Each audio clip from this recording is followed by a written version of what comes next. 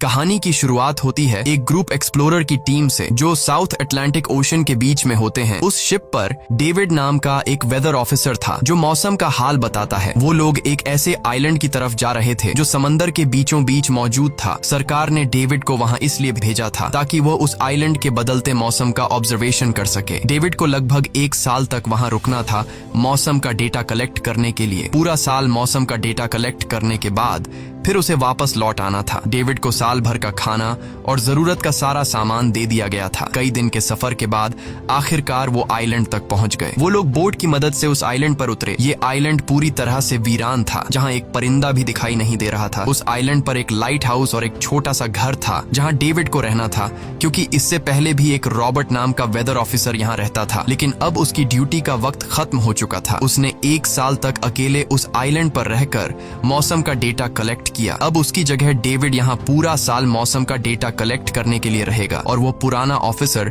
Robert ship के साथ वापस चला जाएगा। लेकिन जब पूरी टीम ने घर को विजिट किया तो वो हैरान रह गए, क्योंकि वहाँ किसी भी इंसान का नामो निशान नहीं था। कमरे के अंदर पुराने ऑफिसर का सारा सामान यहाँ वहाँ बिखरा पड़ा था। जिसके बाद कैप्टन और डेविड ने सोचा कि शायद लाइट हाउस में कोई हो सकता है। कैप्टन और डेविड बिना वक्त गंवाए लाइट हाउस की तरफ बढ़ते हैं और वो सब वहाँ एक अजीब नजारा देखते हैं। वो देखते हैं कि पूरा लाइट हाउस तेज और नुकीले लकड़ियों से घिरा हुआ था, जैसे किसी ने जानबूझकर उसे बंद कर दिया हो ताकि कोई भी अंदर न जा सके। जिसके बाद कैप्टन और डेविड ने लाइट हाउस का गेट कई बार नॉक किया, लेकिन अंदर से कोई रिस्पॉन्स नहीं मिला। आखिर में उन्होंने गेट को जोर से धक्का दिया और अंदर घुस गए। लाइट हाउस के अंदर उन्हें एक आदमी मिला जिसका नाम ग्रूनर था। जब उन्होंने ग्रूनर से पुराने वेदर ऑफिसर रॉबर्ट के बारे में पूछा तो उसने जवाब दिया कि वो तो मर गया है। वो समंदर की तरफ गया लेकिन दोबारा कभी लौटकर वापस नहीं आया। ग्रूनर की बातें सुनकर डेविड और कैप्टन दोनों चौंक गए। ये सब सुनने के बाद कैप्टन ने डेविड से कहा, अगर तुम अब भी चाहो तो हमारे साथ वापस चल सकते हो। लेकिन डेविड ने वापस जाने से इनकार कर दिया। डेविड ने सोचा अगर वो सरकार को उस आइलैंड का एक्यूरेट वेदर रिपोर्ट दे पाया तो उसे काफी मोटी रकम मिल सकती है। जिसके बाद कैप्टन ने उसे एक गन दी खुद की प्रोटेक्शन के लिए, और कैप्टन ने डेविड से कहा कि ये जगह मुझे सेफ नहीं दिखाई दे रही, अपना ख्याल रखना। इसके बाद उसे वहीं पर छोड़कर वो सब वापस चल दिए और अब ये दोबारा वापस 1 साल बाद आएंगे। कैप्टन के जाने के बाद डेविड ने घर को थोड़ा सेटल किया, रहने के काबिल बनाया। रात होने के बाद उसे ड्रॉर में एक डायरी मिली जो पुराने वेदर ऑफिसर रॉबर्ट की थी। उस डायरी में आइलैंड के बारे में बहुत कुछ लिखा था। डायरी में एक मिस्टीरियस क्रीचर के बारे में कुछ बातें लिखी गई थी, लेकिन सब कुछ साफ नहीं था। कुछ बातें अधूरी थी। डेविड हर लाइन को ध्यान से पढ़ता गया। उस डायरी में कुछ अजीब तरह के जानवरों के स्केचेस भी बने थे। डेविड को समझ नहीं आया उसने ऐसी पिक्चर्स क्यों बनाई थी। शायद वो अकेला था और टाइम पास के लिए ऐसा किया होगा। डायरी के एक पेज पर पुराने ऑफिसर के वाइफ की फोटो भी लगी थी। डेविड वह डायरी पढ़ते पढ़ते थक गया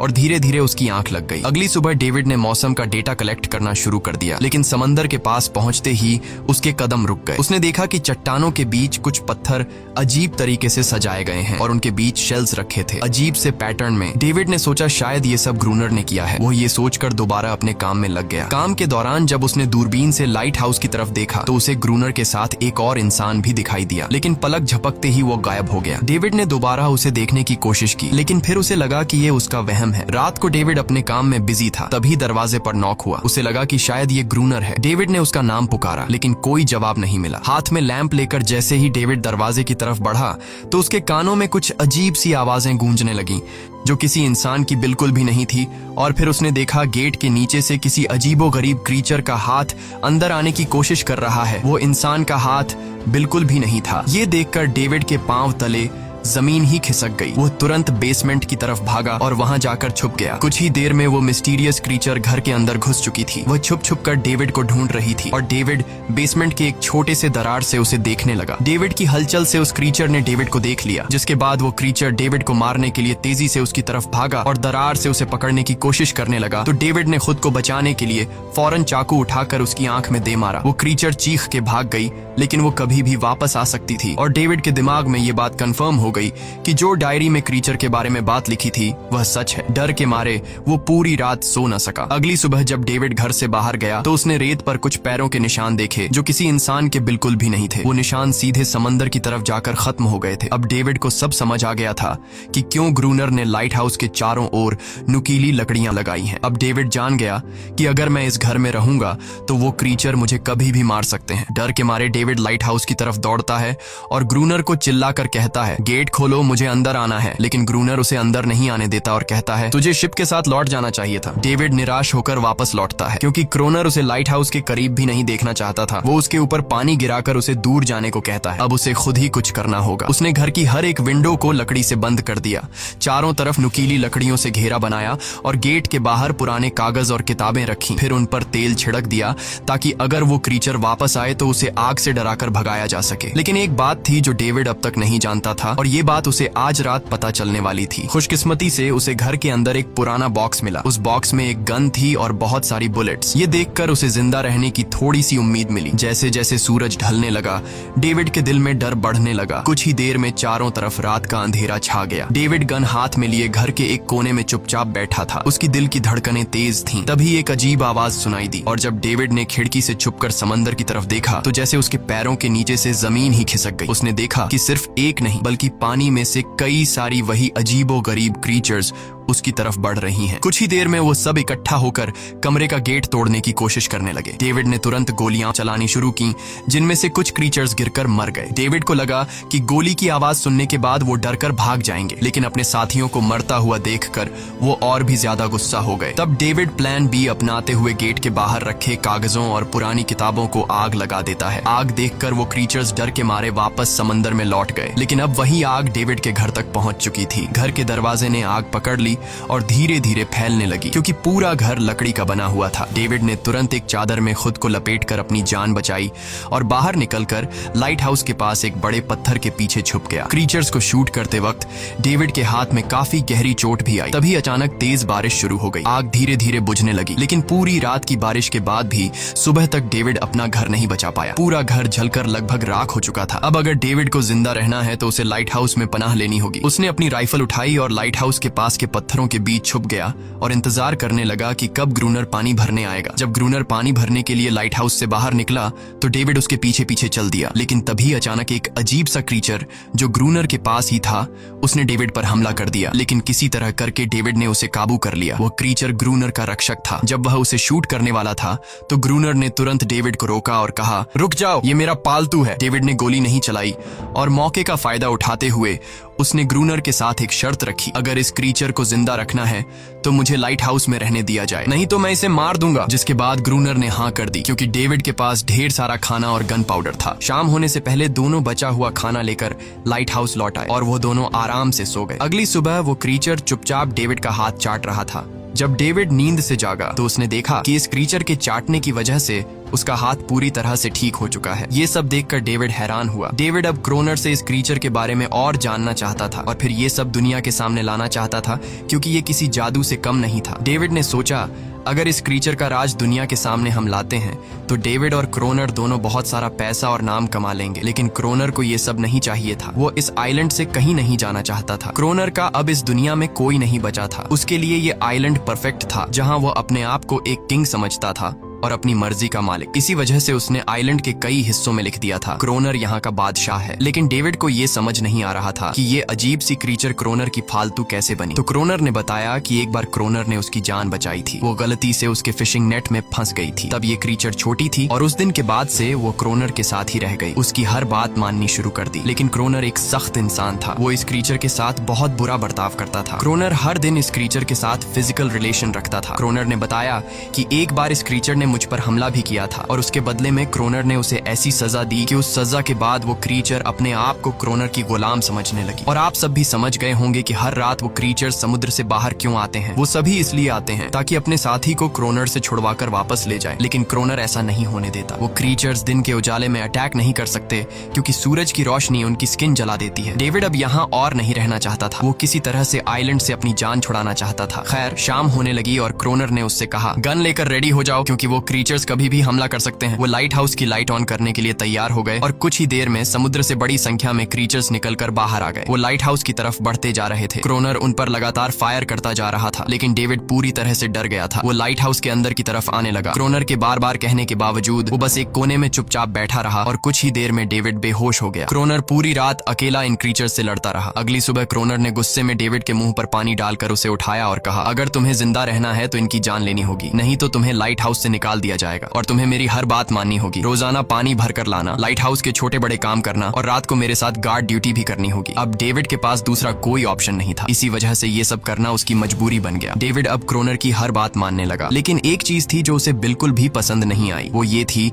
कि हर रोज उस फीमेल क्रीचर को अलग अलग तरीकों से फिजिकली टॉर्चर करना। रात होती है, दोनों फिर से गार्ड ड्यूटी के लिए तैयार हो जाते हैं और एक बार फिर वो क्रीचर समुद्र से निकलकर बाहर आते हैं। लेकिन आज डेविड को डर नहीं लग रहा था। उसने क्रीचर पर फायरिंग शुरू की, मगर आज क्रोनर कुछ भी नहीं कर रहा था। वो डेविड को बाहर छोड़कर लाइट हाउस का गेट बंद कर देता है और खुद चुपचाप अंदर बैठ जाता है ताकि डेविड खुद सीख सके कि इन क्रीचर से कैसे लड़ा जाता है। इसी तरह डेविड को लड़ते लड़ते वो रात कट जाती है और सुबह हो जाती है। सुबह क्रोनर ने देखा कि डेविड लाइट हाउस के गेट के बाहर खून में लथपथ बैठा था। अब उसने सीख लिया था कि इन क्रीचर्स से कैसे लड़ना है। इसी तरह समय गुजरता गया, रातों को इन क्रीचर्स से लड़ते हुए और दिन भर क्रोनर के लाइट हाउस के काम संभालते हुए। ये आइलैंड अब उसके लिए एक बंद घर जैसा हो गया था। वो हर वक्त सोचता रहता था कि कब ये जगह छोड़कर आजादी की सांस लेगा। समय के साथ साथ डेविड का उस फीमेल क्रीचर के साथ एक अजीब सी दोस्ती बन गई थी। डेविड को उसके लिए अब बुरा लगने लगा था। अब उसे समझ आया कि अपने लोगों को छोड़कर अकेला रहना कितना मुश्किल होता है। शायद वो क्रीचर भी कुछ ऐसा ही महसूस करती थी। डेविड ने उस क्रीचर को एक नाम भी दिया, अनारियस। इसी तरह से दिन गुजरते गए और फिर एक दिन उन्होंने देखा कि इन क्रीचर्स के अटैक्स धीरे धीरे कम हो रहे हैं। डेविड सोचता है शायद सर्दियों में वो कहीं और चले जाते हैं या फिर शायद उन्हें समझ आ गया था कि इन दोनों से लड़कर कुछ हासिल नहीं होगा। लेकिन क्रोनर ने उससे कहा कि ऐसा बिल्कुल नहीं है, वो फिर से अटैक करेंगे। अब वो अपनी संख्या बढ़ा रहे हैं। कुछ और दिन ऐसे ही गुजर गए। एक रात डिनर के बाद क्रोनर और डेविड ने टाइम पास के लिए चेस खेलना शुरू किया, लेकिन यहीं पर क्रोनर से एक बड़ी गलती हो गई। वो दोनों खेल में इतने उलझ गए कि लाइट हाउस की लाइट्स ऑन करना ही भूल गए। अंधेरे का फायदा उठाकर क्रीचर्स ने उन पर अटैक कर दिया। डेविड ने देखा कि क्रीचर्स की संख्या इतनी ज्यादा थी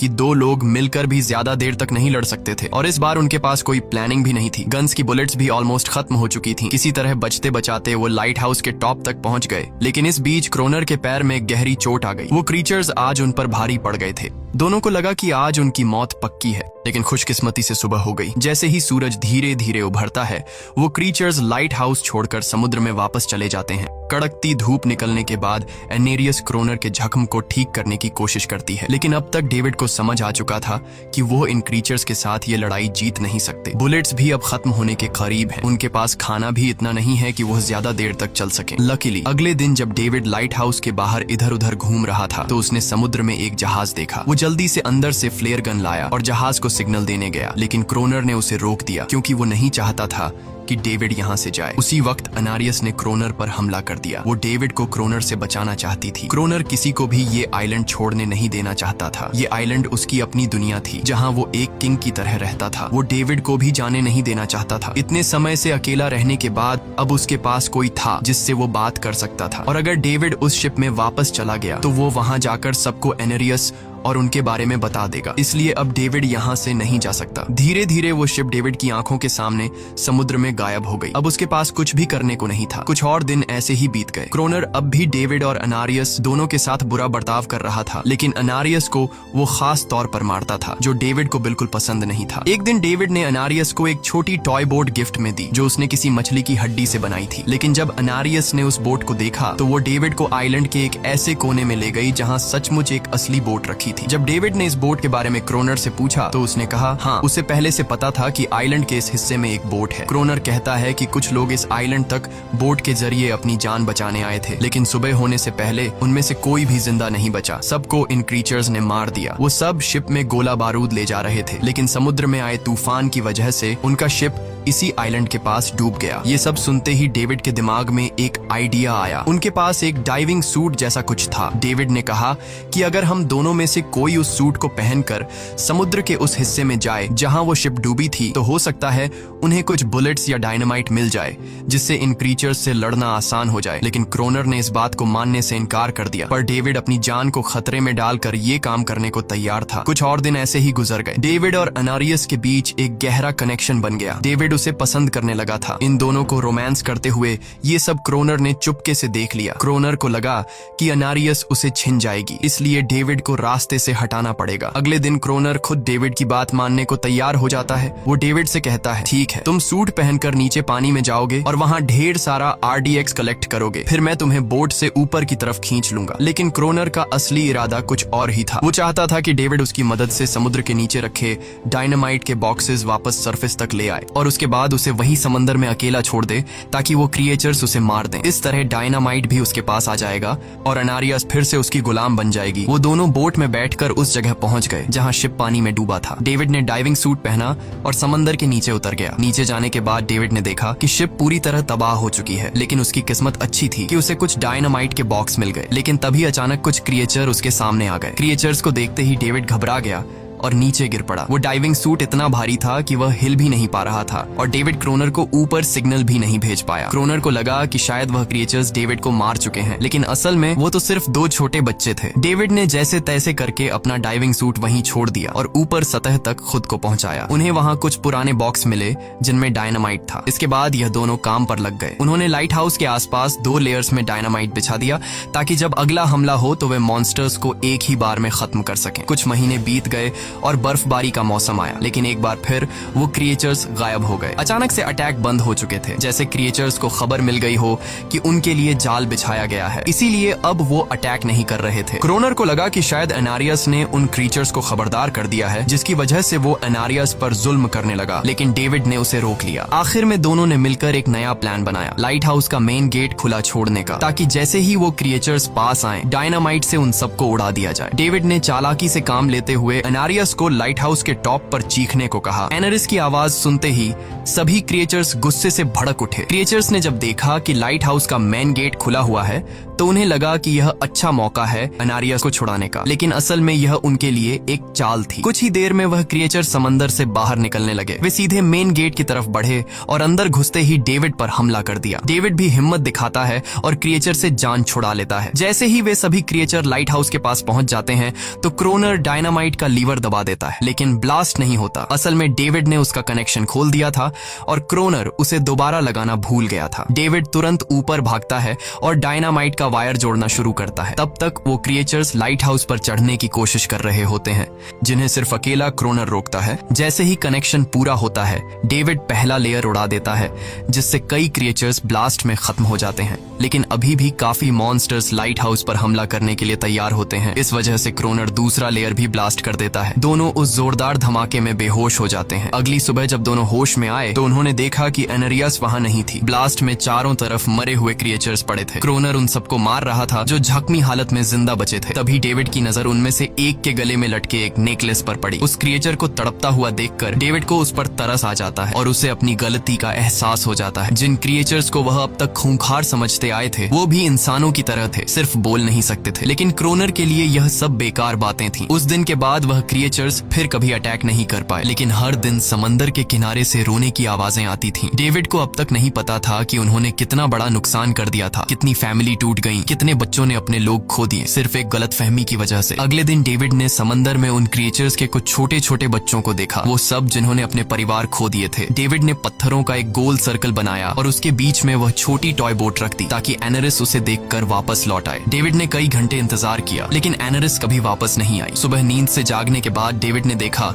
कि क्रोनर सो रहा है। क्रोनर के पास कुछ पुरानी चीजें रखी थीं, उनमें एक पुरानी तस्वीर भी थी और जैसे ही डेविड ने उस तस्वीर को देखा वह हैरान रह गया। वह लड़की जिसका फोटो उसने पहले दिन पुराने ऑफिसर रॉबर्ट की डायरी में देखा था वह कोई और नहीं बल्कि क्रोनर की पत्नी थी और फोटो में क्रोनर उसके साथ खड़ा था। असल में 1 साल पहले आए वेदर ऑफिसर रॉबर्ट मरा नहीं, बल्कि उसने अपनी पहचान बदल दी थी, यानी क्रोनर ही वेदर ऑफिसर रॉबर्ट है। बस उसने अपना नाम बदल लिया था क्योंकि अब वह कभी इस आइलैंड को छोड़ना नहीं चाहता था। ये सब देखकर डेविड ने भी यह उम्मीद छोड़ दी कि वह कभी इस आइलैंड से जा पाएगा। अगले दिन शाम को जब डेविड समंदर के किनारे गया उसने देखा कि उस सर्कल में रखी छोटी बोट अब वहां नहीं नहीं थी, लेकिन उसी जगह पर उसने एक क्रीचर का छोटा सा बच्चा देखा जिसके हाथों में वह बोट थी। डेविड ने अपने हाथ में जलती हुई लकड़ी को उस सर्कल के बीच में फेंक दिया ताकि वह दिखा सके कि उसका इरादा लड़ने का नहीं है और उसे किसी को खतरा महसूस न हो। वह उनके साथ दोस्ती करना चाहता था। कुछ ही देर बाद समंदर की लहरों से एनारिस निकलती है और उसके पीछे पूरा क्रीचर्स का ग्रुप भी समंदर से बाहर आता है, लेकिन इस बार कोई भी डेविड पर अटैक नहीं करता क्योंकि वे भी अब शांति चाहते हैं। उनका इरादा सिर्फ एक सुरक्षित जगह पाने का था अपने बच्चों के लिए। लेकिन तभी वहां क्रोनर हाथ में बंदूक लिए पहुंच जाता है। क्रोनर को लगता है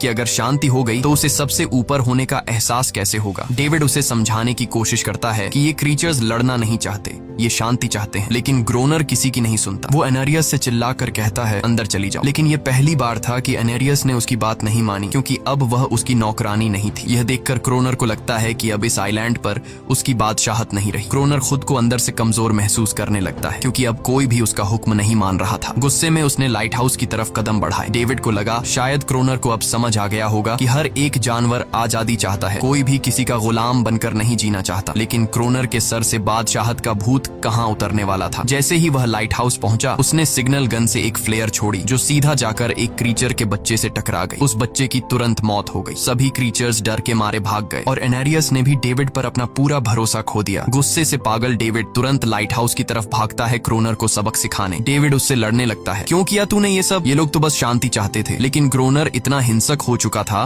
कि उसने डेविड को मारने का फैसला कर लिया। वह हाथ में लोहे का रॉड लेकर जैसे ही डेविड पर वार करने जा रहा था, डेविड ने उसे उसके असली नाम से पुकारा और कहा, रुक जाओ रॉबर्ट, तुम खूनी नहीं हो। ये सुनकर क्रोनर एकदम रुक गया। असल में रॉबर्ट ऐसा इंसान कभी था ही नहीं। इस आइलैंड पर आने के बाद अकेले रहने की वजह से उसकी मेंटल हेल्थ बिगड़ चुकी थी। अकेलापन, अपनी पत्नी की मौत और गहरा डिप्रेशन, इन सब ने उसे ऐसा बना दिया था। वह असल में कोई किलर नहीं था, वह एक अच्छा इंसान था। क्रोनर को एहसास हुआ कि ये क्रीचर्स कभी लड़ना नहीं चाहते थे, वे बस शांति चाहते थे। क्रोनर ने उन्हें सिर्फ इसलिए मारा ताकि वह खुद को पावरफुल दिखा सके और अब क्रोनर को अपनी गलती का एहसास हो चुका था। इसीलिए उसने खुद को उन क्रीचर्स के सामने सरेंडर कर दिया और कुछ ही पलों में उन्होंने उसे मार दिया। डेविड लाइट हाउस के अंदर खुद को लॉक कर लेता है। समय ऐसे ही बीतता चला जाता है और 1 साल बाद आइलैंड पर एक गवर्नमेंट अफसर आता है, साथ में एक नया वेदर ऑफिसर भी होता है। अब नए गवर्नमेंट अफसर ने इस आइलैंड पर वेदर मॉनिटर की ड्यूटी करनी थी। जब कैप्टन पिछले अफसर के बारे में डेविड से पूछता है तो डेविड भी वही बात करता है कि वह पानी की तरफ गया था लेकिन कभी वापस नहीं आया और वेदर ऑफिसर को भी लगता है कि डेविड ही क्रोनर है। डेविड ने भी उनकी इस गलतफहमी को ठीक नहीं किया। वह चुपचाप बालकनी पर गया